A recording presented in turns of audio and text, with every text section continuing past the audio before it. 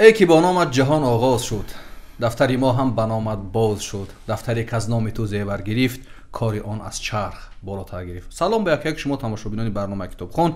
باز در یک صحبت دیگر در خدمت شما هستیم و مهمان امروز در برنامه ما نامزد علم‌های سیاسی، سیاستشناس، تحلیلگر مسائل سیاسی، استاد دانشگاه شیرعلی رضاییان حضور دارند. شیرعلی به برنامه خوش آمدید و تشکر که دعوت را پذیرفتید. سرآغاز می‌خواستم چیزی برای برنامه کتابخوانی و بیننده برنامه گفتنی باشد که امروز چه حال و هوایی دارید، با چه کارها مشغول هستید؟ салом далер, бисёр сипос ки ба ин барнома даъват кардед. Ман аз тамошобинони доимии шумо ҳастам. Барномаҳое ки сабт мекунед ва пахш мешавад тамошо мекунам. айни замон бо корҳои ҷорӣ, бо таҳияи намун мақолаҳои лозимае ки барои кори илмиам зарур аст, бо ҳамин кор машғул ҳастам. нафароне ки мехоҳанд назаре бидиҳанд, назаре ироа кунанд, манзурам агар назарашон коршиносона бошад, фақат кофӣ аст ки аз ахбори рӯз бихонанд ё бояд чизҳои дигарро мутолиа кунанд? Барое ки ба назар мерасад ки дар ин шабрӯз дар баробари ҳамон пешрафтҳое ки дунё дорад, улуми сиёсӣ ҳам ҳарч тезутун мешавад, пешрафт дорад ва мо мебинем вазъият хеле тағйир ёбанда аст ва ҳама қариб ки ба назар мерасад ки назар медиҳанд. назари шумо чиест? бештари он назарҳое ки мо дар фазои иттилоотии худ мебинем, он ба тафсири сиёсӣ монанда аст, ба он хотире ки худи воқеият ё худи шароит ё вазъияте ки ба вуҷуд меояд аз ҷониби онҳое ки ҳамчун коршинос ё таҳлилгар назар медиҳанд, онҳо ҳамин гуна, яъне аз ҳолати имрӯза гап мезананд. вале таҳлили сиёсӣ баъзе қоидаҳои худро дорад ки талаб мекунад ки муаллиф, яъне нафаре ки дар ин бора гап мезанад, бояд ё пажӯҳиши давомдор дар ин соҳа дошта бошад, бо бевосита бо пурсишу аз худи маҳаллу аз маконе ки пеш аз ҳама дар ин ҷа масъала ба назар мерасад, бояд шиносоӣ дошта бошад, пажӯҳиш гузаронда бошад, ё ин ки мушоҳида кунад, мониторинги фазои иттилоотиро дар давоми солҳои дароз бояд анҷом диҳад ва дигараш мутолиоти, яъне хондани матлабҳое ки дар тӯли ақаллан 5 сол 10 сол дар ин масъала бахшида шудааст. яъне агар нафаре ки чунин аслҳоро риоя мекунад, вай метавонад назари таҳлилии худро дар бораи масъала диҳад. вале он касе ки чунин корро анҷом наметиҳад, мо мебинем ки вай бештар ба тафсир машғул аст. агар шумо ҳатто як муқоисаам кунед, мо дорем коршиносоне ки он гапе ки 3 сол пеш гуфта буданд бо гапи имрӯзашон комилан мувофиқат намекунад, чунки вобаста ба конъюнктура, вобаста ба талабот ё вазъияти мавҷуда, онҳо мавқеи худашон ё дидгоҳҳои назарҳои худашонро чӣ мекунанд? Не, тағйир наметиҳанд, вобаста ба эҳтиёҷи ҳамон вақт, ҳамон лаҳза гап мезананд. китоб чӣ қадар нақш дорад дар донишҳои сиёсӣ ва умуман ягон китобҳои бунёдию калидӣ ҳастанд ки як нафар ҳангоми мутолиа кардани он китобҳо фаҳмишҳои сиёсӣ ё донишҳои сиёсиаш боло меравад? бисёр саволи мураккаб аст, ба он хотир ки мо бояд аз ду зовия ба ин масъала нигоҳ кунем. якум барои одаме ки барои вай сиёсат ҳамчун як шавқ аст, мехоҳад дониш ва бахусус фаросати сиёсии худро боло барад, ва дуюм ин нафаре ки бевосита бо таҳлил ё бо иқдомҳои сиёсатофарӣ машғул аст.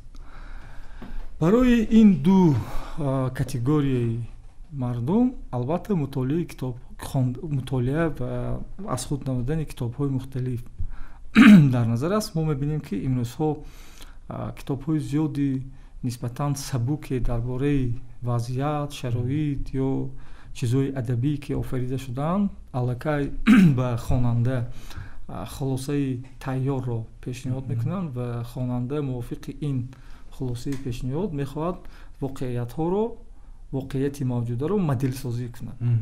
ин гуна иқдом ба назар мерасад. вале ин албатта вобастагӣ дорад ба кадом намуд. Яъне агар категорияи якум бошад ва бояд китобҳо ё навиштаҳои гуногунро хонад.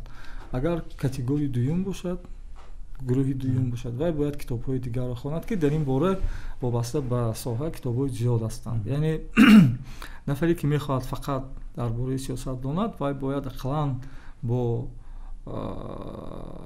қонунияту бо унсурҳои оддитарини илми сиёсӣ, ки илми аз нигоҳи классификатсияи илмҳо илми бисёр ҷавон аст, тақрибан шояд 100 сол таърих дошта бошад. Яъне ҳамин кифоя аст. Яъне сиёсат чист, давлат чист, равобити байналмилал чист, манфиатҳои миллӣ чист, мафҳуми минтақа, мафҳуми амният, амнияти миллӣ, амнияти минтақавӣ, амнияти ҷаҳонӣ, равандҳои ҷаҳонӣ. Яъне бо ҳамин мафҳумҳои калидӣ бояд шиносоӣ дошта бошад, ки барои вай хондани китоб масалан осон аст. мо мебинем ки мушоҳида мекунем ва бо китобфурӯшам сар мезанем, бо мардум дар алоқа ҳастем бо мардуми китобхон. Аксаран китобҳое ки сиёсӣ ҳастанд ё назарҳои сиёсиро матраҳ мекунанд, ки дар бораи сиёсат баҳс мекунанд, аз берун ворид мешаванд ва муаллифонашон ҳам тақрибан масалан 100% метавон гуфт ки ҳам назариҳое ки имрӯз дар ҷаҳон матраҳ ҳастанд ва машҳур ҳастанд, хориҷӣ ҳастанд ва ин адабиётҳо ҳамарӯза ва ҳамасола вориди ҷомеаи мо мешавад ва мутолиа мешавад. аз нигоҳи шумо ҳамин китобҳо, ҳамин адабиёт то чӣ ҳад барои пешбурди донишҳои сиёсӣ муҳиманд ва таъсираш ба онҳое ки дар кишвар масалан дар Тоҷикистон зиндагӣ мекунанд ва назар метиҳанд ва мехоҳанд назарашонро бо манфиати миллат масалан мутобиқат кунанд, то чанд ҳамоҳангӣ дорад? Чун бисёро ба ин назаранд ки китоб маҳсули андешаҳои ҳамон мутафаккирони ғарбӣ аст ё барои ҳамон ҷомеаҳо офарида шудааст ин асарҳо. Ё назари шумо дар ин бора? Масалан як чиз далер мисол гирем ки аввали асри 20, то есть охири асри 20 ва аввали асри 21 дискурси ҷомеаи иттилоотӣ пайдо шуд. Тоҷикистон ва умуман давлатҳои ҳамсояи мо дар Осиёи Марказӣ барои ворид шудан ба ҷомеаи иттилоотӣ якумаш ки омода набуданд, дуюмаш ягон кас онҳоро напурсид. Ва мо аллакай дар соли 2022 дар шароити ҷомеаи иттилоотӣ сар мебарем. мо ба таври азбаски равандҳои ҷаҳонӣ буд, мо ба ҳамин процесс ворид шудем. Масалан мисол ёд биёред, мақоми телефони мобилӣ дар соли 2002 ва мақоми телефони мобилӣ дар соли 2022. Одаме ки аз соли 2022 ба 2002 нигоҳ мекунад, фикр мекунад ки соли 2002 ин ба монанди асри санг аст, ки хеле дар ин фурсат хеле чизҳои дигар пайдо шуд. вобаста ба ин чизе ки шумо гуфтед, як нуктаи бисёр ҷолиб, ман мушоҳидаи шахсии ман, шояд албатта иштибоҳ ҳам кунам, дар ин аст ки таълими назарияҳои сиёсӣ дар мо аз солҳои 60 ва 70 ба ин тараф наомадааст. мо аслан аз рӯи мактабҳои бисёр классикии таълими сиёсиро роҳандозӣ мекунем, таълими назарияҳои сиёсиро, ва он назарияҳое ки масалан солҳои 90, 2000, баъди 2010 дар ман равобити байналмилал дар назарияҳои сиёсӣ пайдо шуданд, кам дар таҳқиқоту пажӯҳишҳои олимони мо, ки дар ин соҳа сару кор доранд, аспирантону дигар унвонҷӯён бисёр кам дида мешавад. ва як камбудии асосӣ ки ман шояд мушоҳида кардам ва боз ҳам мегӯям ки шояд иштибоҳ кунам, аксари рисолаҳое ки дар мо навишта мешаванд, бахши назариявии онҳо то андозае агар дар улуми сиёсӣ бошад баъзе заифиҳо дорад. Масалан нигоҳ кунед ки як нафар рисола дар бораи равандҳои Осиёи Марказӣ менависад вобаста ба предмети таҳқиқи худаш, вале ду-се олиме ки ба ҳамин кор сару кор доранд дар Қирғизистон, дар Ӯзбекистон, дар Қазоқистон, аз онҳо масалан иттилоъ надорад. ва ин чиз ҳамин масъаларо мураккаб мекунад ки барои чӣ мо ба истеъмолкунандаҳои фикр табдил ёфта ҳастем. ва чизи дигаре ки шумо қайд кардед ки воқеан ҳар муаллиф асари худро вобаста ба воқеиятҳои кишвари худаш менависад ва пеш аз ҳама ба тафсири анамин бо тафсир намудани анамин воқеият, таҳлил намудани он ва бо пешбинӣ намудани равандҳои эҳтимолӣ ва пеш аз ҳама ҳифзу татбиқ шудани манфиатҳои миллии кишвари худро дар назар дорад. Вале чизе набошад, масалан хондани китобҳо, бахусус китобҳои наве ки дар соҳаи улуми сиёсӣ пайдо мешаванд, албатта ин ба фоидаи кор аст. Вале азбас ки омодагии назариявӣ нисбатан кам аст, фоизи ҳазми китобам бисёр кам мешавад. бубинед вақте ки дар ҷомеаҳои пешрафта ё ки намедонам давлатҳои қудратманд вақте ки ҳодисаи сиёсӣ ба вуҷуд меояд ва афкори иҷтимоии ҷамъиятам фарқ мекунад, чӣ қадар назарҳои қавӣ ҳастанд донишмандои, ҳатто мардуми оддӣ вақте ки назар медиҳанд бисёр назарҳои ҷолиб аст ва фикр мекунед ки як коршинос гап мезанад.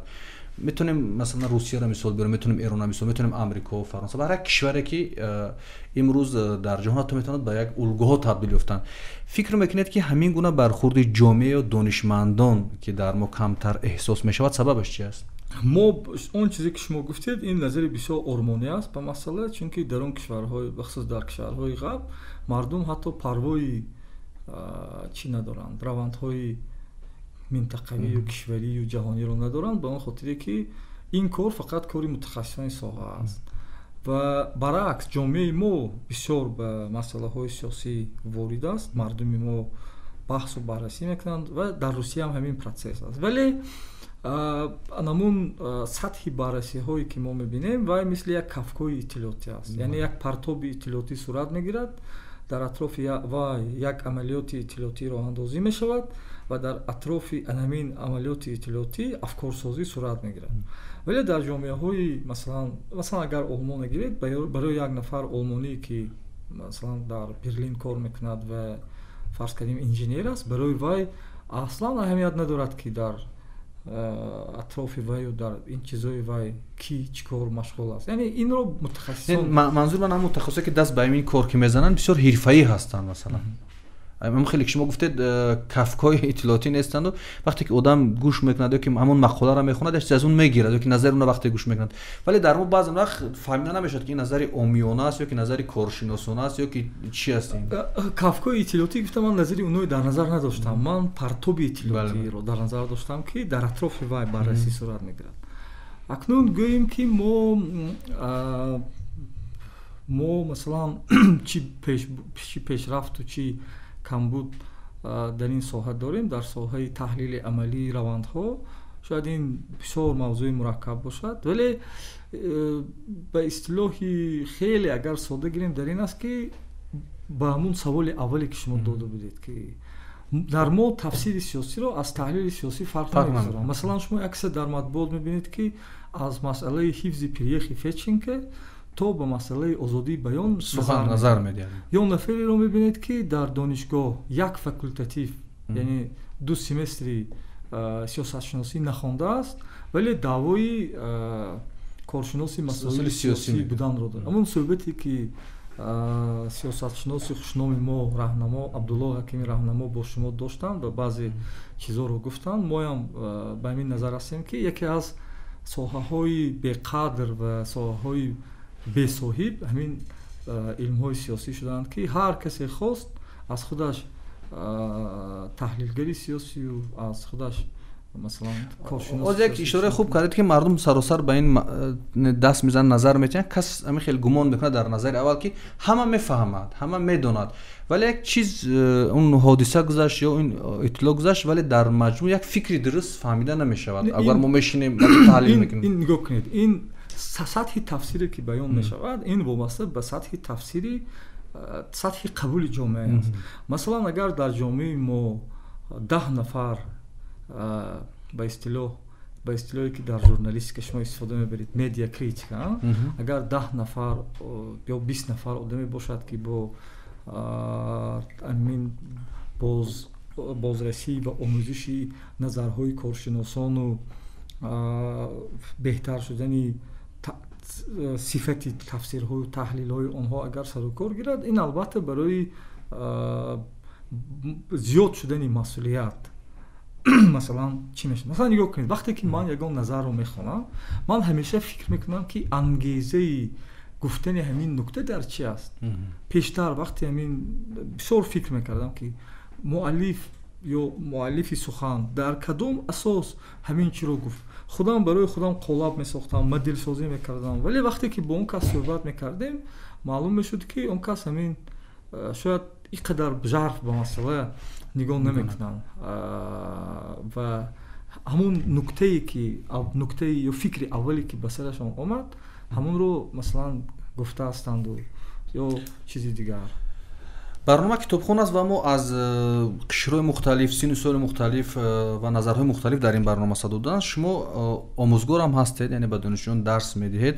Хуб, мо вазъи таълима аз инҷо суол наметавонем, вале вазъи адабиёт дар ҳамин соҳаи худтон то чӣ ҳад таваҷҷӯҳ доранд донишҷӯёи мо дастрасӣ ба адабиёти нав, ба хондани китоб ва шумо ҳам як насли истиқлол ҳастед. Назаратон ба ҳамин насле ки худатон аллакай ба тарбияи он шурӯъ кардед чи аст? маҷмӯан мехоҳам ки хушбахтона ё мутаассифона фақат барои хатмкунандаҳо дарс мегӯям, чунки пас хулоса шумо бояд беҳтар бошад, чун шумо охири ҳосилро мебинед чӣ мешавад. албатта таваҷҷӯҳ ҳаст. бачаҳое ҳастанд ки малака доранд, хоҳиш доранд ва умуман китоб мехонанд, лекин як нуктаи мобайнӣ ё як доираи мобайнӣ дар ин нест. ё хеле зиёд китоб хондагӣ ҳастанд, ё умуман баъди хатми масалан охирин китобе ки хонда бошанд шояд дар давраи бай бошад, мактаб бошад, ё умуман дар ҳаётшон китоб нахонанд. бо ин гуна донишомӯзонам мо рӯбарӯ мешавем ва ин як тамоюли умумӣ дар чи аст, дар ҷомеаи мо аст. мушкилоти асосии ман фикр мекунам ҳамин таълими илмҳои ҷомеашиносӣ дар мо дар ин аст ки дар таълими амин раванди 4 солае ки донишгоҳе ки ман хондам, шумо хондед, дар мо мутаассифона тарзи дурусти хондани китоб ва тарзи дурусти аз худ намудани муҳтавои китоб ва муҳимтар аст ва тарзи дурусти ё малакаи ба вуҷуд овардандаи навиштанро ёд намедиҳанд. масалан ман барои навиштани мақола барои маҷаллаи илмӣ дар рӯйхати ҳамин яъне маҷаллаи илмии тақриршаванда агар гирем, чизе ки барои дарёфти дараҷаи илмӣ зарур аст, бо як нафар ҳамватани худамо ки дар донишгоҳи ба истилоҳ мигимо кор мекунад, ки вай онҷо ҳам давраи бакалаврӣ, ҳам давраи магистрӣ ва ҳам давраи аспирантиро гузаронда дар ҳамон донишгоҳ рисола ҳимоя кардааст. вақте бо вай ҳамкорӣ кардам барои навиштани мақола, як мақолаи мо чоп шуд дар китоби маҷмӯъавии ки дар аз ҷониби мигимо нашр шуд. ман дидам ки то кадом ҳад ин нафаре ки аз ман ҳудуди 7 сол ҷавон аст, то кадом ҳад малакаи бисёр олии навиштанро дорад. барои вай сохторбандӣ кардани матн бисёр оддӣ аст, чунки эҳсос мешавад ки вай дар донишгоҳ, устодони вай дар донишгоҳ барои вай на танҳо дарсро мегузаштанд, балки навиштанро ёд медоданд ё меомӯзонданд ва дар ҳамкорӣ бо вай рости гап ман барои худам хеле чизҳоро омӯхтам, чунки дар донишгоҳе ки ман хондам ин гуна таҷриба вуҷуд надошт. ва ман фикр мекунам ки дар аксари соҳаҳое ки мо дар соҳаи илмҳои ҷомеашиносӣ дорем, дар он ҷо ба студент, ба магистрант, ба аспирант навиштанро ёд намедиҳанд. аз худи китоб хонданам, амин аз худ кардани китоб бисёр муҳим аст. ва ман фикр мекунам агар мо баъзе аз таҷрибаҳои қадимаи худ дар мисоли ҳамин устод шогирд ки масалан китоби мисол бедилро устод барои шогирди худаш дар тӯли 1 сол дарс медод. масалан тафсире ки инсоне ки дебочаи гулистона дарс медод, бале тафсире ки масалан ҳамин аз ҳамин китоб ӯ мекунад ва як тафсире ки одами бе гузаштани мактаби суннатӣ мекунад, аз ҳамдигар фарқи зиёд доранд. яъне ҳамин чизро ворид карда ба тадриҷ масалан сатҳи фаҳмиши китобу китобхониро беҳтар кардан мумкин аст. шумо бештар бо китобҳои илмӣ масалан мутолиа мекунед соҳабиё ки ба адабиёт ҳам шавқ доред ба адабиёт, чунки вақте назарҳои шуморо мардум дар расанаҳо мебинанд ё суҳбатҳои шуморо мебинанд, кас гумон мекунад ки шумо фақат машғул ба ҳамин китобҳои илмӣ ҳастед. фикр мекунам вақте одам агар адабиёти бадеӣ мутолиа накунад, ҳамун суҳбат ё ки назариҳояша каме фаҳмотар намешавад барои ҷомеа, яъне фақат сирф илмӣ суҳбат мекунад, чун баъзе назарҳо бояд каме омёна ҳам бошад ки ба мардум таъсир расонад, агар мухотаб мардум бошад.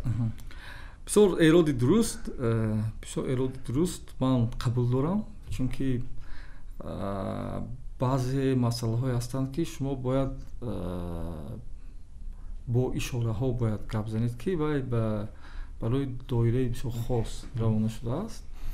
хушбахтона ман дар мактаб ба забони тоҷикӣ ва дар донишгоҳ ба забони русӣ хондам ва аксари китобҳои бадеӣ ки хондам ба забони русӣ буд. ва албатта китобҳои бадеиам мехонам, вале хондани китоби бадеӣ барои ман ҳамчун як чизи тафреҳ аст. вақте ки як масъалае ҳаст ки шумо бояд дар атрофаш яъне ҳамин сохторбандию аз А то Я ё аз аввал то ба анҷом бояд консепсияи матни худро дуруст куниду ҳамин чи шакл намегирад, барои ман дар ҳамин марҳила хондани китобҳои бадеӣ камтар чӣ метиҳад ёрӣ метиҳад, чунки аз масъалаи худ берун мешавед, ба чизи тамоман дигар меравед ва ин хондани ин чиз яъне баъд баргаштан ба кори асосӣ сабаб мешавад. Вале ман як чиро аз худ кардам ки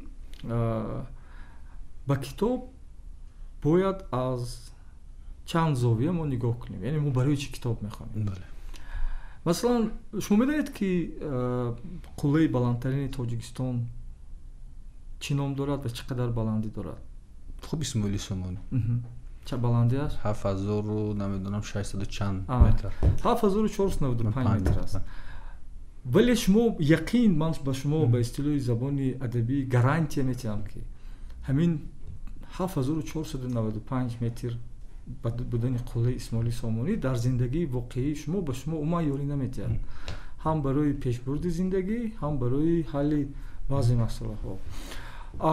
ман тарафдори ин ҳастам ки мо бояд китоб интихоби хондани китобро вобаста ба соҳаи худ, вобаста ба ҳамон кори худ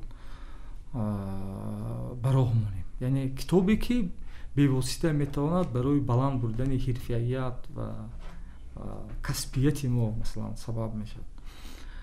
ва агар ҳамин чиз сурат гирад, албатта одаме ки бисёр бо диққат ба чизи худ, ба омода кардани худ, ба такмил додани донишҳои худ таваҷҷӯҳ мекунад ва албатта ба чӣ мегӯяд ба чизои зиёдтар, масалан дар Англия дар мактабои миёнаш ҳамин хеле як барнома аст ки 300 китоб яъне муқаррар шудааст, яъне пешниҳод мешавад ва ҳамон гуфтед ки роҳнамоӣ ҳастанд ки мегӯянд дар зарфи масалан 9-10 соли таҳсил оно бояд ҳамин 300 китоб ки аз ҳамаи заминаҳо масалан бадеият аксараш аст мутолиа карда шавад, хуб дар баробаре ки таҳсил мекунанд. хуб пас аз ин гуфти шумо бигирем, ин як кори нозарур аст барои онҳое ки ин 300 китобро мутолиа мекунанд дар як 10 сол. хеле аст далер.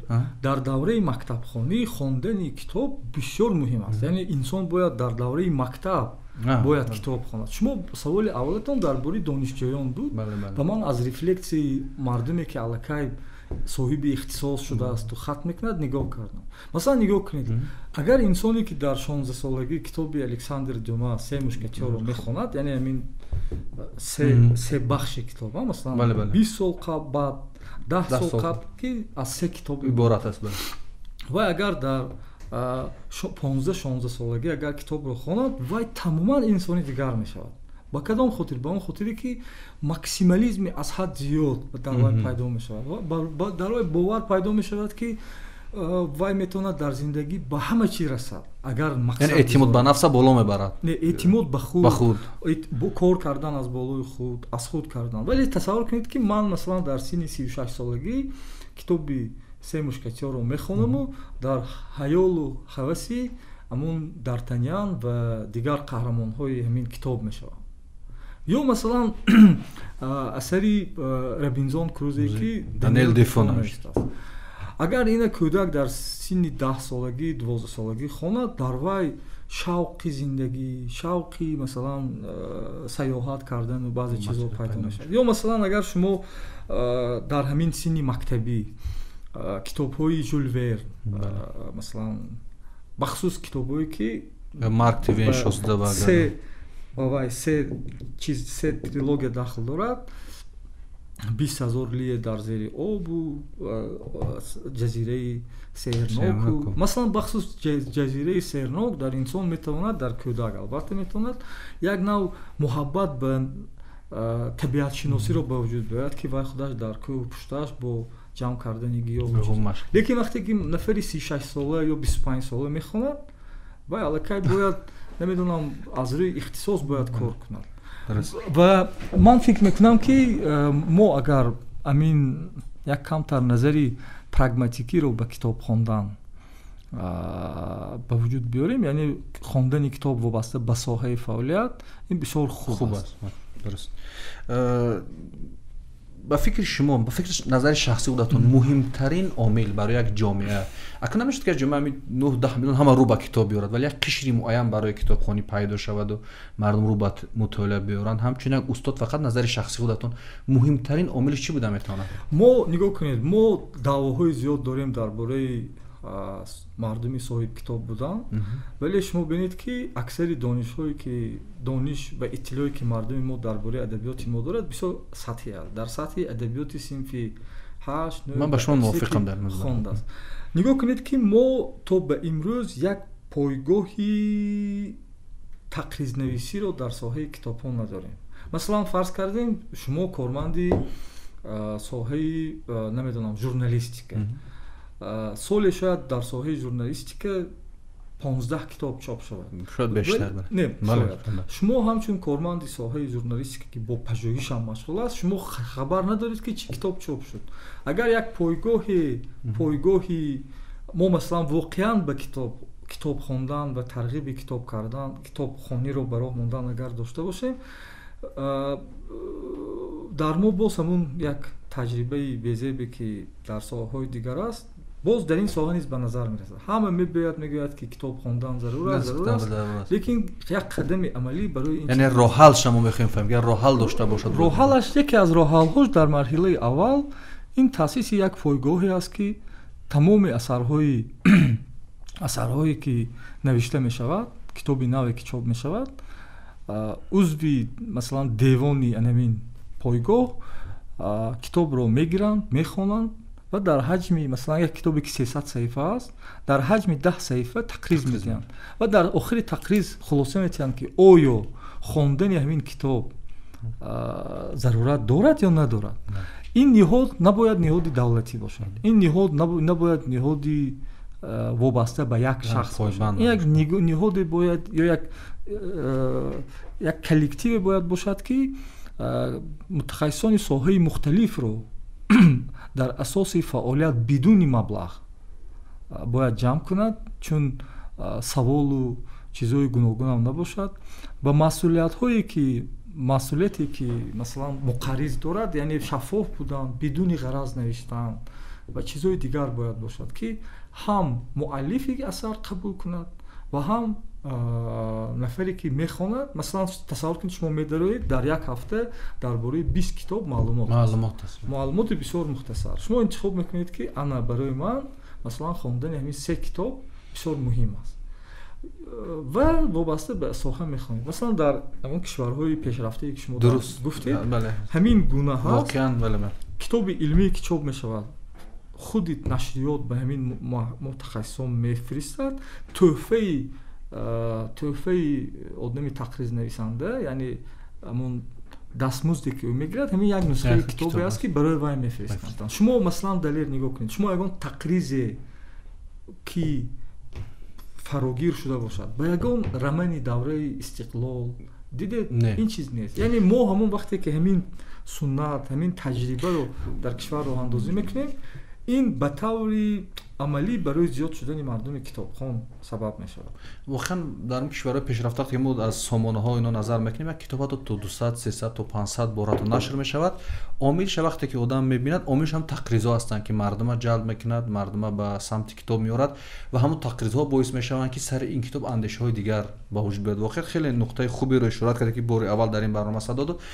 این کتابا رو برای برنامه آورد و این چی کتاب هستند و چرا محض اینا رو برداشت و به برنامه آورد؟ این کتاب مقدمه نظری ملت‌شناسی است. ما سال 2012 جمع از مؤلفان تاجیکستانی و آلمانی این کتاب رو نوشته بودیم. این کتاب خصوصیتی ریفراتیوی دارد، یعنی تقریض بسیار تفسیر بسیار خردی مختصری کتاب‌های علمانی که در ساحه نظریه ملت‌گرایی و دولت ملی سر و کار داشتند در اینجا آورده شده است. و نگاه کنید دلیر با یک چیز جالب از مشاهده من در مطبوعات ما درباره ملت، منفعت‌های ملی، ارزش‌های ملی، هویت ملی همه میگه زیاد است. همه جا لیکن از نفری که مقاله نوشته است حفظ هویت ملی در دوره جهانی شوی هم فرض وقتی میپرسید که تو همین مفهوم ملت گفته چرا در نظر داری؟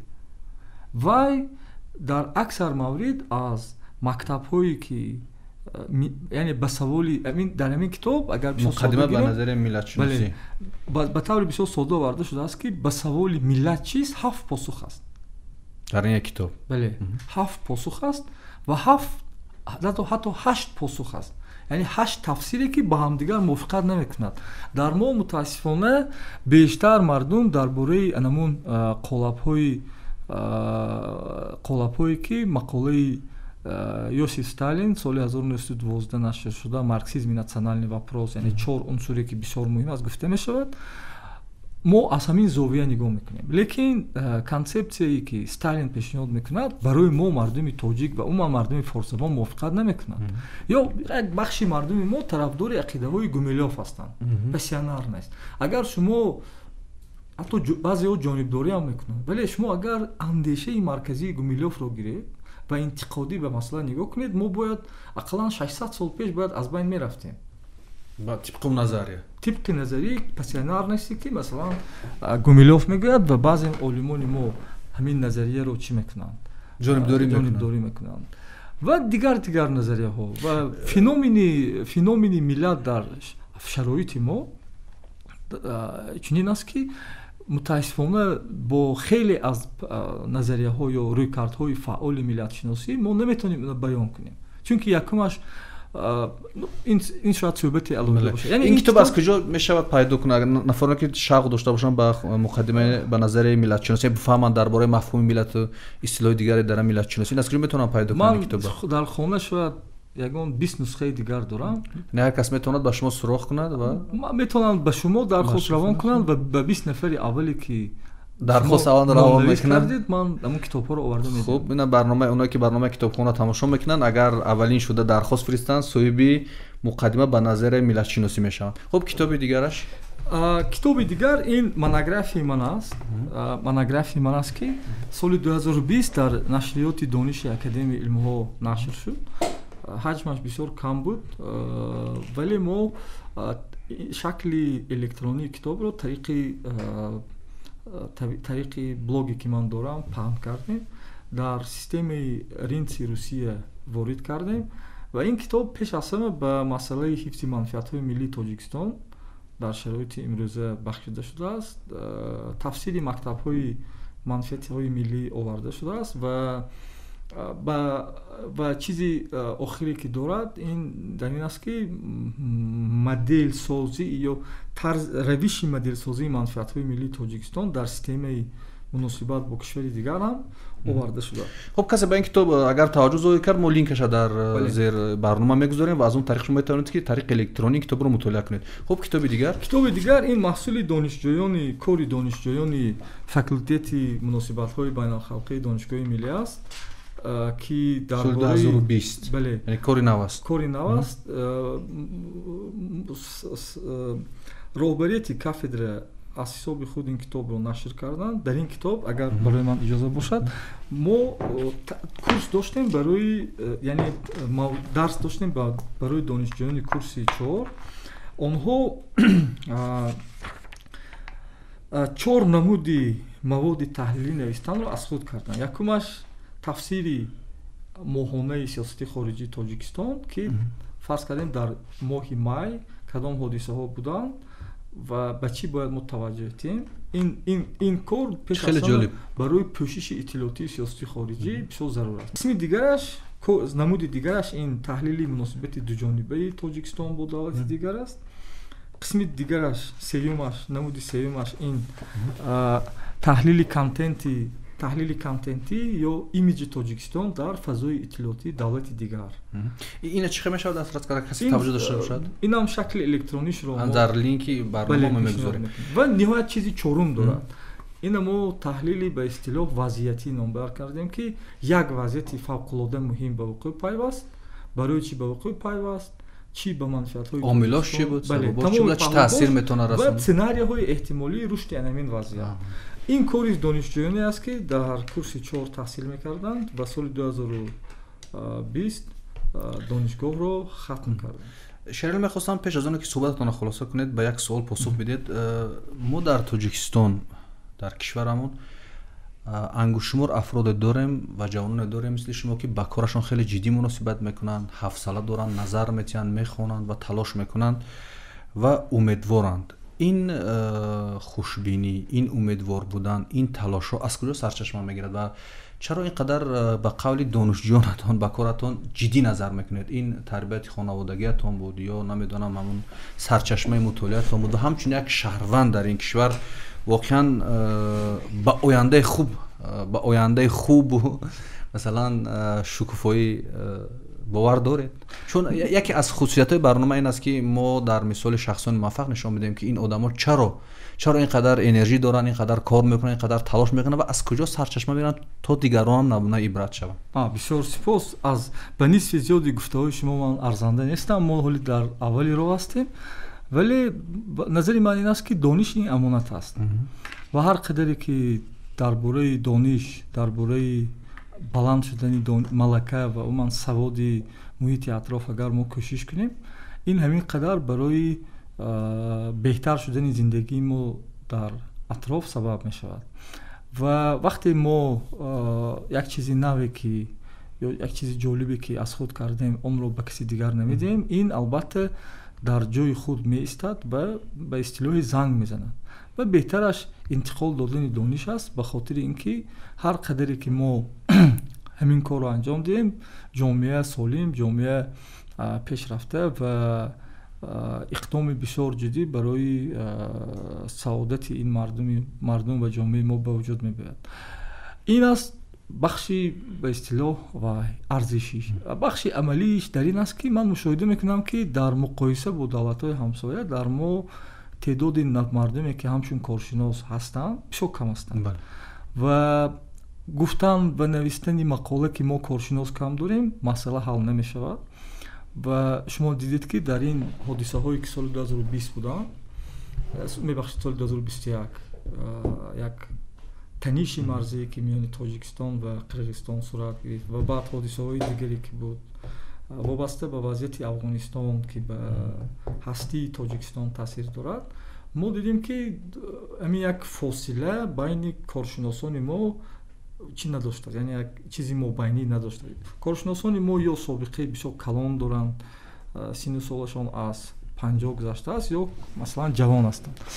ва ҳамчун иқдоми амалӣ мо кӯшиш кардем ки ҳамин яъне фанни назария ва амалии фаъолияти таҳлилӣ ва фанни таҳлил ва ояндабинӣ дар сиёсати хориҷиро дар факулта дохил кунем барои омода кардани таҳлилгарони соҳаи равобити байналмилал саҳмгузор бошем, чунки ин барои мо бисёр зарур аст. Ташаккур зиёд.